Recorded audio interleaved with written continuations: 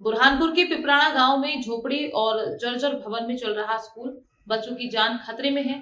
मूलभूत सुविधाओं का अभाव है। किताबें कबाड़ में। अधिकारी और शिक्षक एक दूसरे पर जिम्मेदारी डाल रहे हैं।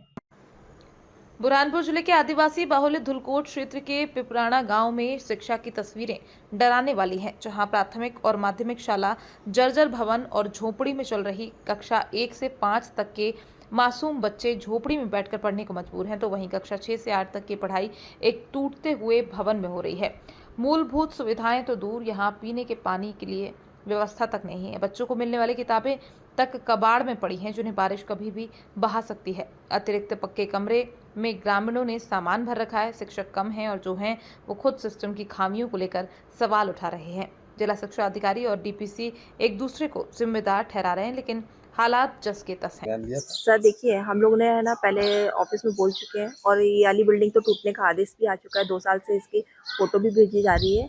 क्या बोलते हैं, अपने इंजीनियर भी आए थे 2 बार देखने के लिए, तो उन्होंने वो बोला भी था कि भोपाल से इसका पैसा सैंक्शन हो चुका है, तो इसको टूटने के बाद यानी कि हम लोग आएंगे इसको तोड़ने के लिए। और सर ये वाली क्लास में 2 क्लास है हमारे पास से, और बाकी तो आपने देखा ही है कि सारा स्कूल कैसा हो रहा है।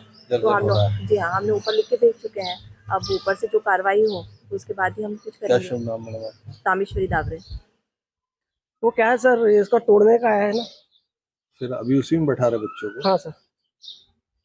अगर कोई हादसा हो जाए तो कौन है जिम्मेदार? तो सर हम ही लोग रहेंगे जिम्मेदार। तो अभी टूटने ही वाली थी सर गर्मी में, लेकिन पता नहीं अभी क्यों नहीं टूटी। मतलब आपको पता होने के बावजूद भी आप मतलब जान का खतरा है बच्चों के, मतलब कभी भी बड़ा हादसा हो सकता है, फिर भी आप बच्चों को वहाँ पर जान जोखिम में डालकर बैठा रहे? नहीं सर, जान जोखिम में नहीं, वैसे तो वो काम कर रही है, लेकिन तोड़ने आए उसको। तोड़ने का आदेश तभी हुए होंगे ना जब वो जर्जर है। हाँ सर, उसकी राशि में जर्जर है ना। जी हाँ सर। क्या ना, कब से जर्जर घोषित हुआ है? इसको तो लगभग 1 साल होने में है। अच्छा, 1 साल में कुछ नहीं किया आपने? जी नहीं, हम क्या करेंगे सर। ऊपर क्या नाम आपका? मैं राकेश गाठे।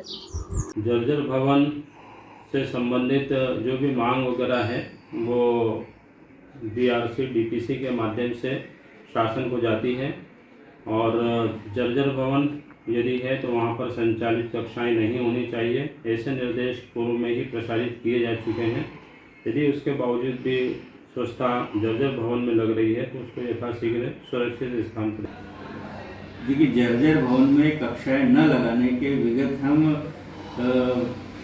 जब से जून से स्कूल खुले हैं तब से बार बार पत्र दे रहे हैं, बार बार निर्देश दे रहे हैं कि किसी भी स्थिति में जर्जर भवन में कक्षाएं संचालित न हो, है ना। यदि इस प्रकार की निर्देशों की अवहेलना होती है और जर्जर भवन में कक्षा लगी पाई जाती है तो शिक्षक के विरुद्ध कठोर कार्रवाई की जाएगी। इसमें किसी को बख्शा नहीं जाएगा, क्योंकि बार बार इसमें कलेक्टर साहब द्वारा भी हमें निर्देश दिए जाते हैं। हम वही निर्देश को शिक्षकों को दिए गए हैं।